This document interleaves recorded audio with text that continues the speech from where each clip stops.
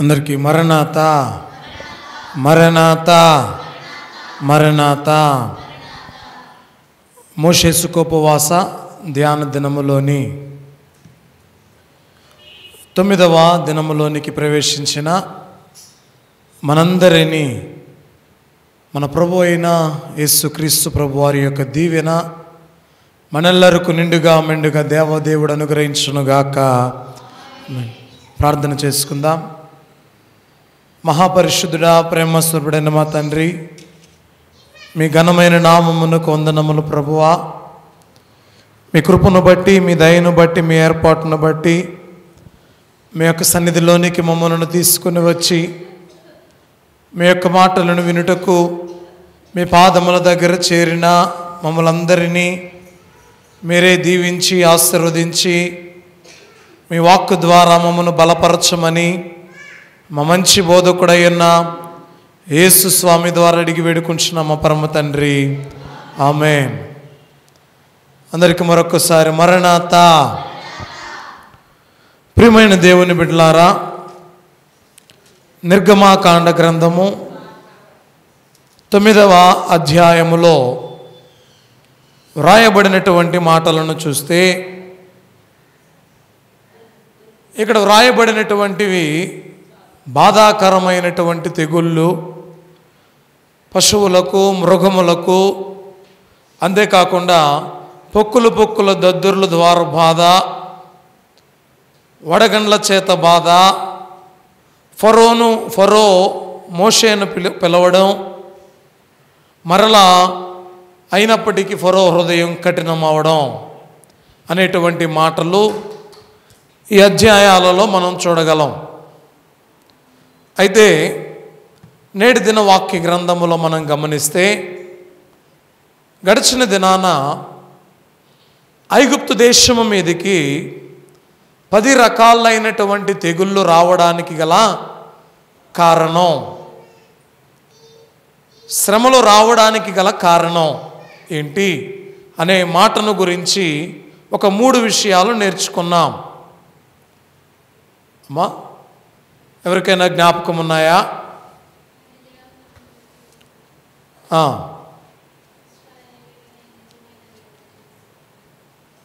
అన్ని దేవతల ఫరోకును, అన్ని దేవతల మీదకి మనుషులందరి మీద తానే దేవుణ్ణి అని తెలియచేయడానికి 10 రకాలైనటువంటి తెగుళ్ళు సంభవించాయి. అంతేకాకుండా భూమి యందంతటా తన నామము ఘనపరచబడడానికి 10 రకాలైనటువంటి తెగుళ్ళు సంభవించాయి. అంతేకాకుండా 3వదిగా చూస్తే ఇశ్రాయేలీయులు తన ప్రజలైనటువంటి ఇశ్రాయేలీయులకు తన పైన విశ్వాసము స్థిరపరచబడడానికి, అంటే ఇప్పటి వరకు వారు మా తండ్రి దేవుడు అబ్రహాం దేవుడు, ఇస్సాకు దేవుడు, యాకోబు దేవుడు అనుకునేవారు. కానీ దేవుడు చేసిన కార్యాలు ఏంటో వారికి తెలియదు. దేవుడు ఎంత గొప్పవాడో తెలియదు. దేవుడు ఎలా మాట్లాడుతాడో తెలియదు. దేవుడు చేసే అద్భుతాలు ఎలా ఉంటాయో తెలియదు. దేవుని పైన విశ్వాసం అనేది వీరికి లేదు. ప్రియ దేవుని బిడ్డలారా, మనం గమనించిన వారమైతే ఈ విధమైనటువంటి మాటలను ఇక్కడ గమనించగలం. అయితే నేటి దినాన గమనించిన వారమైతే 10 రకాలైనటువంటి తెగుళ్ళు ఐగుప్తు మీదికి రావడాన్ని మనం చూస్తూ ఉన్నాం. దీనికంటే ముందు ప్రభువారు ఒక మాట మాట్లాడాడు. నిర్గమాకాండ గ్రంథములో 7వ అధ్యాయము 9వ వచనం, నేను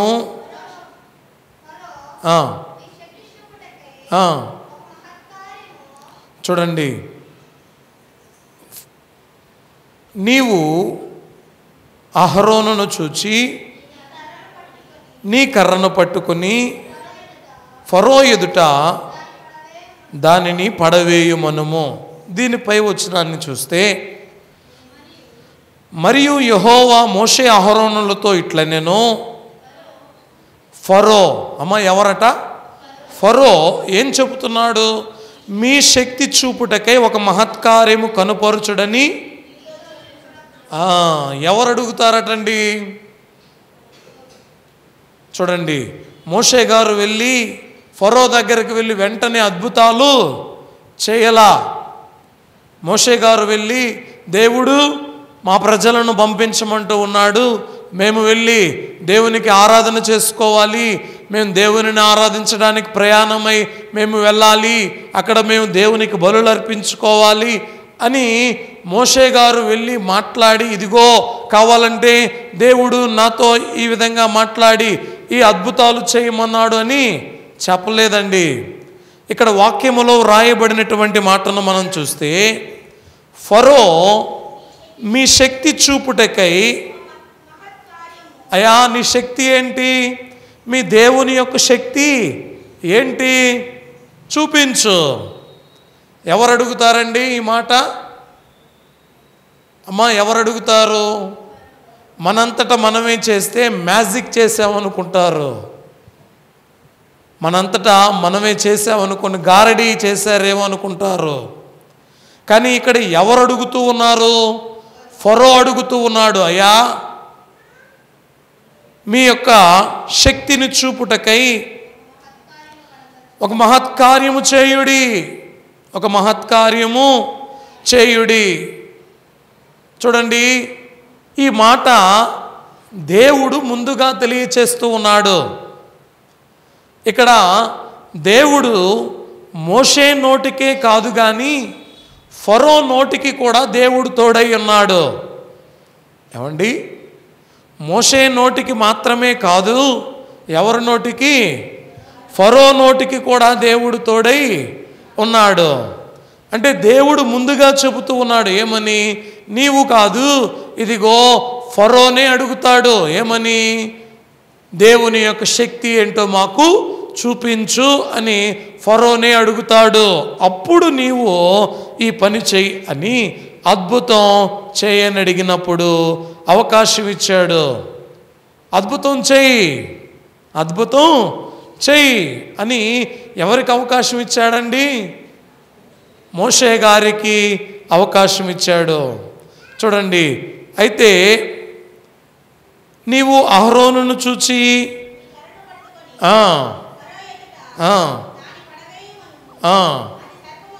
చూడండి ఏమైందమ్మా?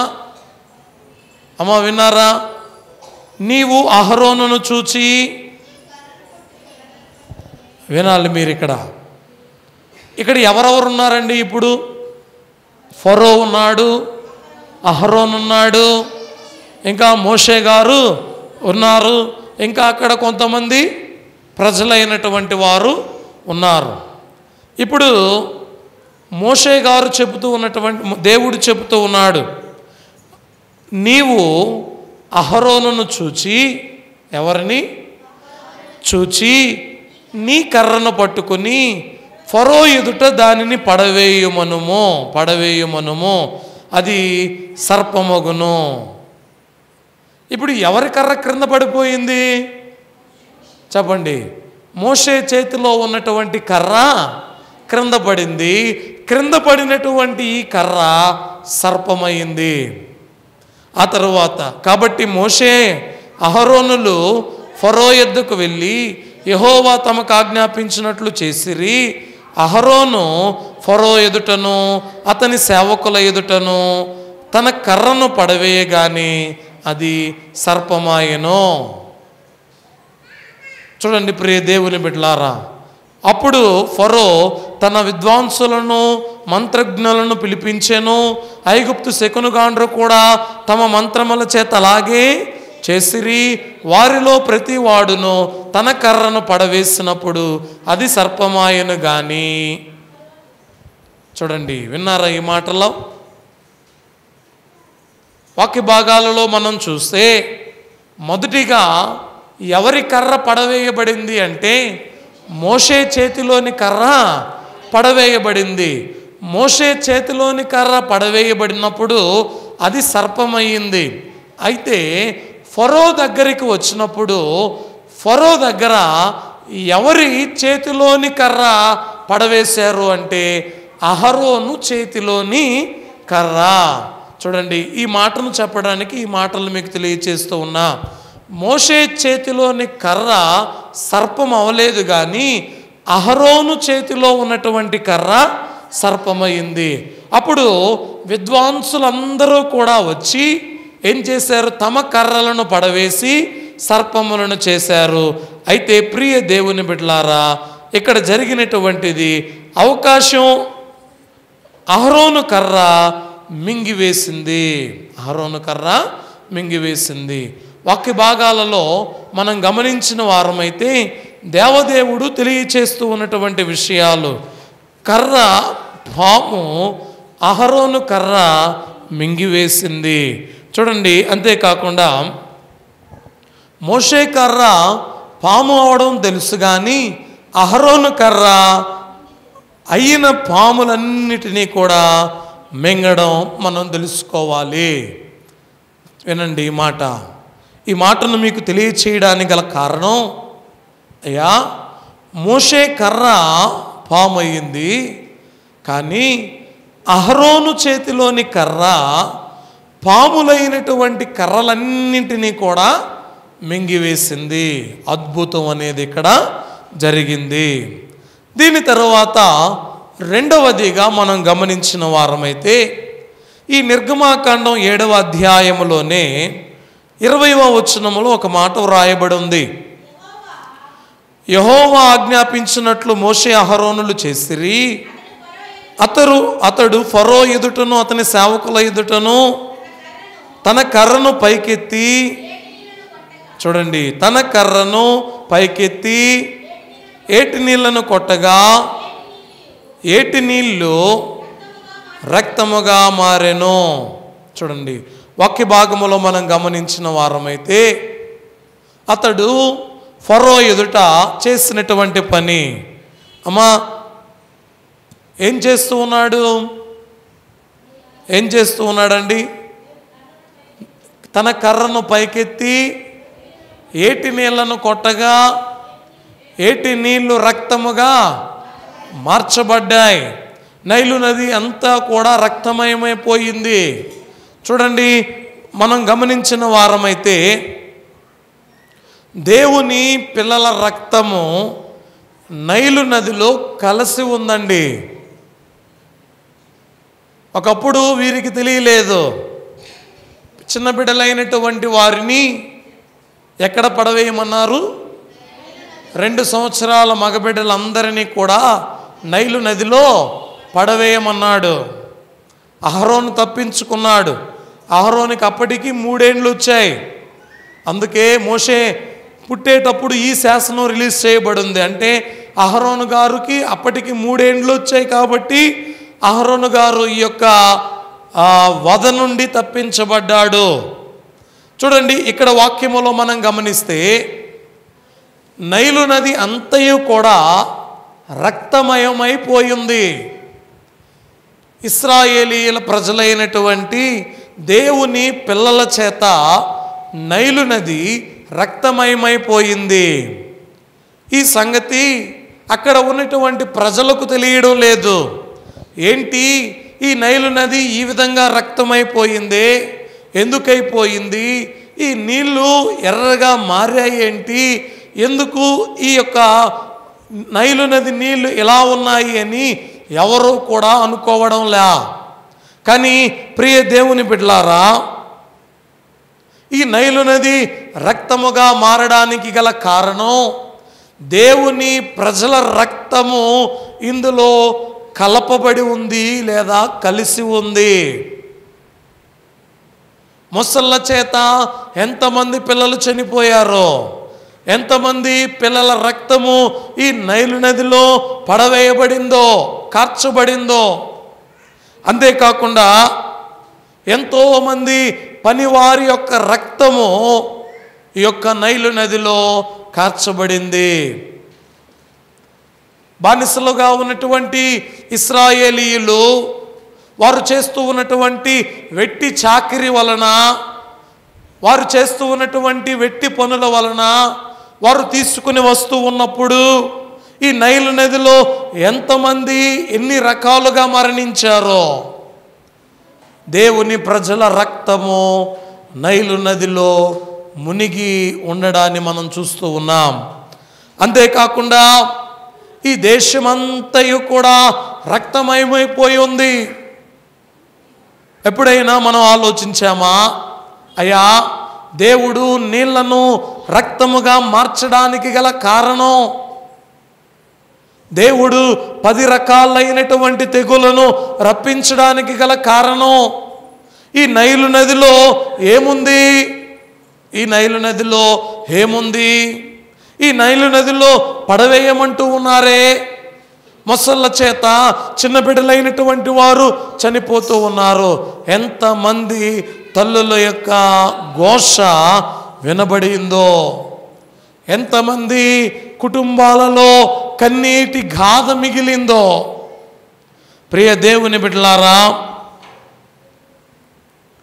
అందుకే 8వ అధ్యాయాన్ని గురించి దైవజనుడైన దేవదాసయ్య గారు గండముల అధ్యాయము అన్నారండి. ఏ అధ్యాయం ఇది? గండముల అధ్యాయం. ఈ అధ్యాయములో 3 తెగుళ్ళు కనిపిస్తాయి. ఈ ఒకటి కప్పలో, ఏమండి ఏం తెగులు? కప్పలో. మరొకటి పేళ్ళు, మరొకటి ఈగలో. ప్రియ దేవుని బిడ్డలారా, ఐగుప్తు దేశములో ఐగుప్తీయులు కప్పలతో తిప్పలు అనుభవించారు. ఎందుకంటే 7 దినాలండి. ఎన్ని దినాలు? 7 దినాలు. ఐగుప్తులో ఏమి లేవు, ఏమి లేవంటే రోజు వారు పూజలు చేసేవారు, పూజలు లేవు. రోజు దేవాలయాలకు వెళ్ళేవారు, దేవాలయాలు మూతపడ్డాయి, తెరవలేదు. అంతేకాకుండా ప్రియ దేవుని బిడ్డలారా, చూడండి, ఈ కప్పలతో వారు అనుభవిస్తూ ఉన్నటువంటి తెగుళ్ళు ఎంత భయంకరమైనవో మనం చూడగలుగుతూ ఉన్నాం. దేవుని యొక్క వాక్య భాగాలలో మనం గమనించిన వారమైతే ఈ మాటలను మీకు నేటి దినాన జ్ఞాపకం చేస్తాను. ఐగుప్తు దేశములో దేవుడు చేసిన 10 అద్భుతములు నిన్నటి దినాన 2 పేర్లు జ్ఞాపకం పెట్టుకోండి అని చెప్పా. అమ్మా, ఈ పేర్లు మీ జ్ఞాపకం ఉన్నాయా? అమ్మా, ఏం పేర్లు? రాకాపే ఈతే, మరొకటి ధవామి చిజే. అనగా ప్రతి ఒక్క తెగుళ్ళలో మొదటి అక్షరం మనం చెప్పుకున్నాం. రా అంటే రక్తముగా మారడం, కా అంటే కప్పలు, పే అంటే పేళ్ళు, ఈ అంటే ఈగలు, ఇంకా తే అంటే తెగుళ్ళు, పశువుల మీదకు తెగుళ్ళు, దా అంటే దద్దుర్లు, వా అంటే వడగండ్లు, మీ అంటే మిడతలు, ఇంకా చి అంటే చీకటి, ఇంకా జే అంటే జ్యేష్ఠుల మరణం, జ్యేష్ఠుల మరణం. రాకాపే ఈతే దావామి చీజే. చెప్పండి, రాకాపే ఈతే దావామి చీజే, దావామి చీజే. ప్రియ దేవుని బిడ్డలారా, దేవుడు చేసినటువంటి ఈ 10 తెగుళ్ళు మా జ్ఞాపకం చేస్తాను. దేవుడు ఐగుప్తు దేశము మీదకి రప్పించినటువంటి ఈ 10 తెగుళ్ళు, ఈ 10 తెగుళ్ళు ఒకటి జ్ఞాపకం పెట్టుకోండి, నీళ్లు రక్తముగా మారడం, నీళ్లు రక్తముగా మారడం. చూడండి, 7వ అధ్యాయము 14వ వచనము నుండి 25 వచనాలు ఈ మాటలు రాయబడ్డాయి. 7వ అధ్యాయము 14వ వచనము నుండి 25 వచనాలలో ఈ మాటలు రాయబడ్డాయి. 20వ వచనము నుండి 21వ వచనాల్లో కూడా మనం చూస్తే ఈ మాటలను మనం చూడొచ్చు. 3 విషయాలు ప్రతి తెగులలో గుర్తుపెట్టుకోవాలి. ఒకటి ఐగుప్తు దేవతల మీదకి తీర్పు రావాలి, దేవుని నామము గణపరచబడాలి. 3 ఇశ్రాయేలీయులకు దేవుని మీద విశ్వాసము స్థిరపరచబడాలి. అమ్మా, ప్రతి తెగుళ్ళలో ఈ 3 జరగాలి. అర్థమవుతుందా? దేవుడు 10 రకాల తెగుళ్ళు రప్పించాడు. ఈ 10 రకాల తెగుళ్ళను బట్టి ఐగుప్తు దేవతలందరి మీదకి తీర్పు రావాలి. నేనే దేవుణ్ణి అని ప్రభువు తెలియచేయాలి. దేవుని నామము భూమి అందంతటా ఘనపరచబడాలి. అంతేకాకుండా ఇశ్రాయేలీయులకు దేవుని పైన విశ్వాసం స్థిరపరచబడాలి. 1 నీళ్లు రక్తముగా మారడం. ఐగుప్తీయులు నైలు నదిని ఆరాధించేవారు.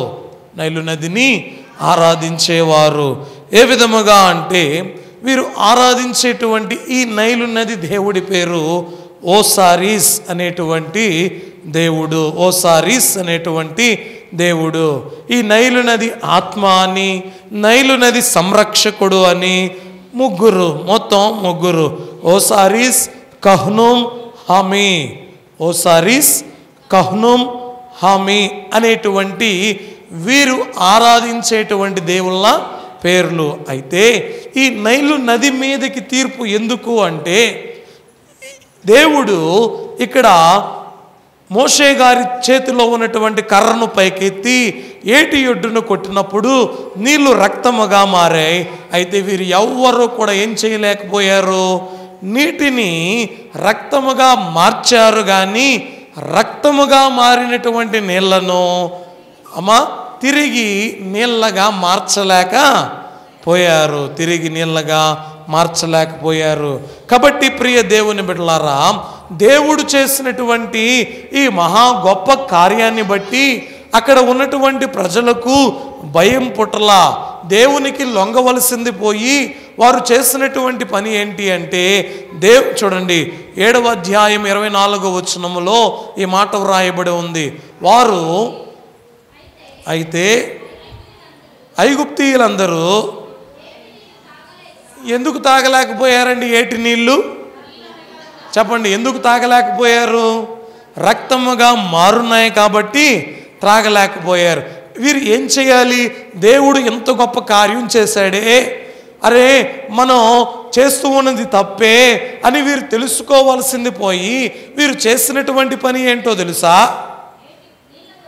అవండి, నీళ్ళ కొరకు ఏటి ప్రక్కల త్రవ్విరి. ఇది చేశారండి. దేవునికి లొంగాలి. దేవుడు చేసిన అద్భుతాన్ని బట్టి, దేవుడు చేసిన ఘనకార్యాన్ని బట్టి, గొప్ప కార్యాన్ని బట్టి లొంగవలసినటువంటి వీరు ప్రత్యామ్నాయ మార్గాలను ఎన్నుకుంటూ ఉన్నారు. రెండవదిగా మనం చూస్తే కప్పలో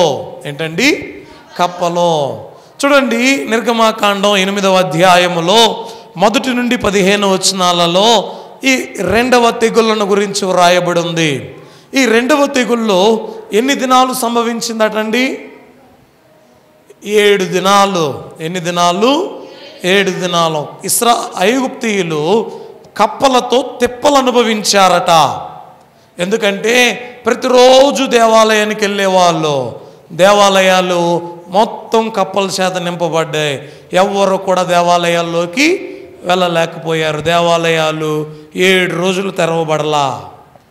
7 రోజులు వీరెవ్వరూ కూడా లేచిన వెంటనే అరుణోదయముగా నమస్కారములు చేసుకునేటువంటి వీరు ఏం చేసుకోలేకపోయారు?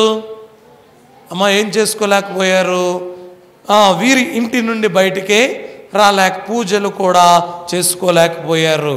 కాబట్టి ప్రియ దేవుని బిడ్డలారా, 2వ తెగులను బట్టి కూడా మనం నేర్చుకోవలసింది, ఐగుప్తీయులు ఆరాధన దేవత ఏంటి అంటే హెక్ట్ అనగా కప్ప రూపములో ఉండేటువంటి దేవత. వీరు దీనిని ఎందుకు ఆరాధిస్తారు అంటే సంతాన వృద్ధి కొరకు ఆరాధిస్తారండి. ఎందుకు? సంతాన వృద్ధి కొరకు ఆరాధించేవారై ఉంటారు. అయితే ప్రియ దేవుని బిడ్డలారా, దేవుడు రెండవదిగా ఈ తెగులను రప్పించడాన్ని మనం చూస్తూ ఉన్నాం. మూడవదిగా చూస్తే, మూడవది ఏంటమ్మా? చూడండి, మూడవ తెగులు పేర్లు. నిర్గమాకాండం 8వ అధ్యాయం 16 నుండి 19 వచనాలు. ఐగుప్తీయులు ఏం చేసేవారు అంటే, ఎలా వచ్చింది ఈ తెగులు? ఎలా వచ్చిందండి ఈ తెగులు? కర్రను పట్టుకొని చెయ్యి చాపి దేశపు ధూళిని అనగా భూమిని, దేనిని కొట్టాడమ్మా? భూమిని కొట్టినప్పుడు పేర్లు మనుషుల మీద జంతువుల మీద ఉండెను. ఐగుప్తు దేశమంతటను ఆ దేశపు ధూళి అంతయు పేలాయను. ఏమయ్యాయి ఇప్పుడు? చెప్పండి అమ్మా, అందరూ చెప్పాలి. ఏమయ్యాయి? దేనిని కొట్టినప్పుడు అండి? భూమిని కొట్టినప్పుడు. ఎందుకండి భూమిని కొట్టాడు? ఎందుకు ఈ భూమిని కొట్టాడు? 3 విషయాలు మీరు జ్ఞాపకం పెట్టుకోవాలని చెప్పా. ఏంటి? 1, తీర్పు రావాలి. 2, ఘనపరచబడాలి. 3, దేవుని నామము స్థిరపరచబడాలి. అమ్మా, ఇప్పుడు ఐగుప్తు దేశం అంతా కూడా ఏమొచ్చాయి? పేలు వచ్చాయి. ఏమొచ్చాయి? పేలు వచ్చాయి. చూడండి, మనుషుల మీదను జంతువుల మీదను పేలు వచ్చాయి. వారి పరిస్థితి ఎలాగా, ఎంత దారుణంగా ఉందో. మొదటి తెగులు వచ్చినప్పుడు పంపిస్తానన్నాడు, పంపించలా. రెండవ తెగులు వచ్చినప్పుడు పంపిస్తానన్నాడు, పంపించలా. ఇప్పుడు మరలా ఎన్నవ తెగులు వచ్చింది? 3వ తెగులు వచ్చింది. ఐగుప్తీయులు ఈ భూమిని ఆరాధించేవారు. వారు ఆరాధించేటువంటి దానికి వారు పెట్టినటువంటి పేరు సెత్ అనేటువంటి పేరు. సెత్ అనగా భూదేవత, సెబా అనగా అరణ్య దేవత. సెత్, సెబా అనేటువంటి వీటిని వారు ఆరాధించేవారు. ఇప్పుడు ఎందుకు ఆరాధించేవారు అంటే, ఈ భూమి గుండా ఏ తెగులు మాకు రాకుండా ఉండాలి అని ఆరాధించేవారు. కానీ ఎప్పుడు వచ్చినటువంటి ఈ తెగులను బట్టి ఇశ్రాయేలీయుల దేవుడు అని, ఆయన వంటి వారు లేరు అని అక్కడ ఉన్నటువంటి వారందరూ కూడా చెప్పడాన్ని మనం చూడగలుగుతూ ఉన్నాం. చూడండి ప్రియ దేవుని బిడ్డలారా, 3వ తెగులు పేలు. వారి పరిస్థితి ఎంత భయానకంగా ఉందో. 4వదిగా మనం గమనిస్తే, 4వది ఈగలు. ఏంటండి? ఈగలు నిర్గమాకాండములో 8వ అధ్యాయము 20 నుండి 32 వచనాలలో మరియు 8వ అధ్యాయములో 24వ వచనములో దీనిని గురించి వ్రాయబడింది. వీరు ఆరాధించేటువంటి దానిని బట్టి ప్రతి తెగులలో 3 విషయాలు కంపల్సరీగా వీటిని మనం జ్ఞాపకం చేసుకోవాలి. చూడండి, హట్చిట్ అనేటువంటి దేవత, హట్చిట్ అనేటువంటి దేవత లేదా కెఫారా అనగా పవిత్రమైన పేడ పురుగు. కెఫారా అంటే పవిత్రమైన పేడ పురుగు. దీనిని వారు ఆరాధించేవారు. అయితే ఏ తెగుళ్ళు కూడా వారికి సంభవించకుండా ఉండాలని ఈ హట్చిట్ అనేటువంటి దీనిని ఆరాధించేవారుగా మనం చూస్తూ ఉన్నాం. ఆ తరువాత ప్రియ దేవుని బిడ్డలారా, 5వదిగా చూస్తే, 5వదిగా అమ్మా చెప్పండి, రాకాపే. చెప్పండి, అందరూ చెప్పాలి, రాకాపే. 5వ తెగులు ఏంటి అంటే పశువులకు జంతువుల మీదకి తెగులు రావడం. పశువులకు జంతువుల మీదకి తెగులు రావడం. చూడండి, వాటికి వచ్చినటువంటి డిసీజెస్ ఎటువంటివి అంటే, ఎద్దు రూపంలో ఉండే దేవుళ్లకు వారు ఆరాధన చేసేటువంటి వారు, అంటే పశు రూపాన్ని పెట్టుకొని వారు ఆరాధన చేసేటువంటి వారు. వాటికి పేర్లు హాతోర్, మెఫ్నిప్, హామోస్ అనేటువంటి పేర్లు. చూడండి ప్రియ దేవుని బిడ్డలారా, ఈ విధముగా వారి యొక్క ఐగుప్తు దేశము మీద ఈ తెగులు రావడాన్ని మనం గమనిస్తూ ఉన్నాం. అమ్మా, ఎన్ని తెగులు నేర్చుకున్నామండి? జ్ఞాపకం ఉన్నాయా? ఒకటి జ్ఞాపకం పెట్టుకోండి. దేవుడు చెప్పినటువంటి 3 విషయాలు ఆయన రప్పించిన ప్రతి తెగులలో జరగాలి. దేవుడు తెలియచేసిన 3 విషయాలు ఆయన పంపించే 10 తెగులలో జరగాలి.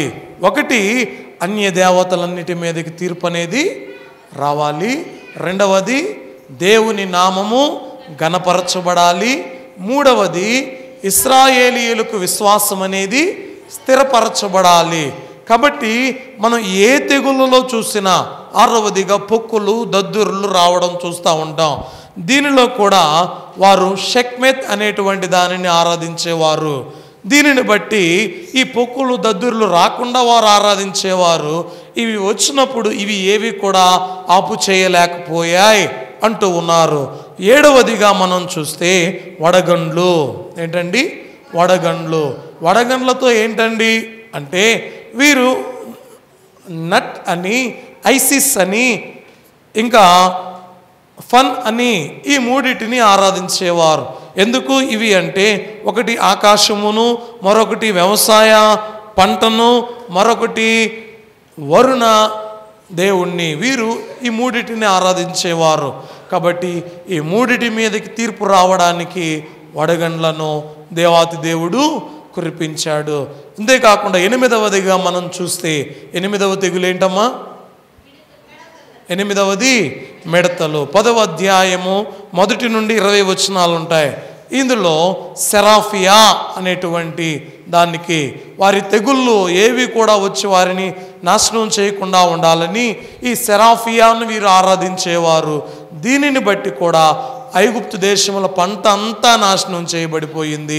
వడగండ్లు మిగిల్చినటువంటి కొసరును ఈ మిడతలు వచ్చి అంతటిని పాడు చేసి తినివేశాయి.